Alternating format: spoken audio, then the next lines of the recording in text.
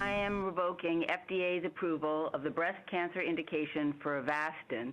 Some disheartening news for breast cancer patients. The Food and Drug Administration Friday ruled the cancer drug Avastin should not be used to treat breast cancer. The decision comes after a series of studies showed the drug doesn't effectively help patients live any longer.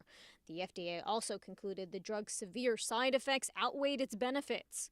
Women who take Avastin for metastatic breast cancer risk potentially life-threatening or serious side effects, such as heart attack or heart failure, severe high blood pressure, bleeding and hemorrhaging, and the development of perforations in different parts of the body. These are not trivial complications. And so we know that some women who take Avastin feel that they're in the desperate situation, that they may not have any other good options, but we certainly don't want to harm them by giving them something that doesn't have any realistic expectation of serving a benefit.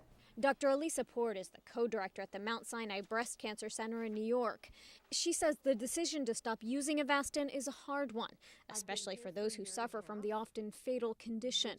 Remember that while, of course, our job as breast cancer doctors is not done until every patient is cured, there are many, many medications that are quite effective for the treatment of breast cancer that are used routinely.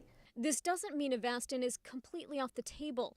The blockbuster drug, which is manufactured by Genentech, part of parent company Roche, will still be used for treating other types of cancer, including colon, lung, kidney, and brain cancers, just not breast cancer. Alice Yaker is with the cancer support group SHARE.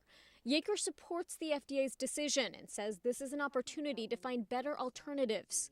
And I think the goal very clearly is that we need better treatments for women with metastatic disease.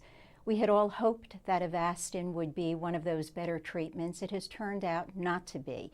And so I think researchers really need to recognize that we must have better treatments for women with metastatic disease. Breast cancer is the leading cause of cancer death in women between the ages of 15 and 54. Technically, Avastin can still be prescribed to treat breast cancer without the FDA seal of approval, but it's not likely to be covered by insurance, and cost for a year's treatment can be as much as $100,000. In New York, Bonnie Ghosh, Associated Press.